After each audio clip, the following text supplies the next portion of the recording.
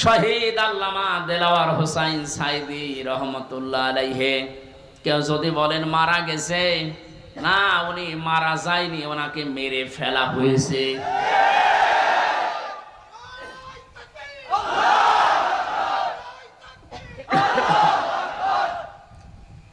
3টা বছরের ভেতরে আমার সাথে একদিন দেখা হয়েছিল জেলখানায়।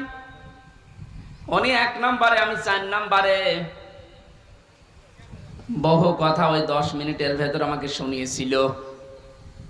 সব চাইতে আশ্চর্য, যেদিন ওনাকে হাসপাতালে নিয়ে আসার জন্য সই নিয়েছে, ওই দিন ওনাকে ধোকা দিয়ে বোকা বানিয়েছে জেলার আর সুপার, এখন যারা স্বীকার করছে।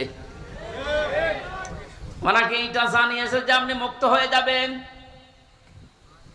এদেশের নির্বাহী আদেশে যিনি দায়িত্বে আছেন, ওই সময় ছিলেন, তিনি নির্বাহী আদেশ দিয়ে আপনাকে মুক্ত করে দেবে। আপনি মুক্ত বাতাসে আবার কোরআনের কথা বলতে পারবেন।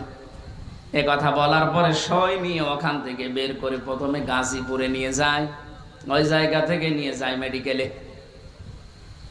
ওখানে যাবার পর গাড়ি থেকে নামার সময় যে হাসিটা দেখেছিলেন আপনারা, আমরা তো জানি না, পরের দিন শুনলাম মারা গেছে।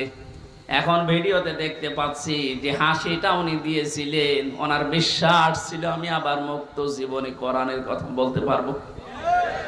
কিন্তু ষড়যন্ত্র করে ওপরের নির্দেশে, বিশেষ করে এই ডাক্তার নামে কলঙ্ক। আল্লাহর পরে মানুষ যদি কাউকে বিশ্বাস করে থাকে, সেটার নাম ডাক্তার। আর এই কোলাঙ্গার ডাক্তার মোস্তফা জামান, এখন আরো 2 জন আছে, এরা ভেতরে নিয়ে ইনজেকশন পুশ করে লোকটাকে দুনিয়া থেকে শহীদ করে দিল। অনেক যদি অসুস্থ হবে, আপনি বাস্তবতায় টের পান না। কোন মানুষকে ওইভাবে অসুস্থ অবস্থায় হাসতে কোনদিন আপনি দেখেছেন? সুতরাং উনি মারা গিয়েছে কখনো না, আমি বিশ্বাসও করি না, কোনোদিন বলিও না। উনি শাহাদতের মর্যাদা পেয়েছেন, কারণ সারা জীবন ওনার মোনাজাত ছিল আল্লাহুম্মা ইন্নী আসআলুকা শাহাদাতান ফি সাবিলিক। হে আল্লাহ, আমার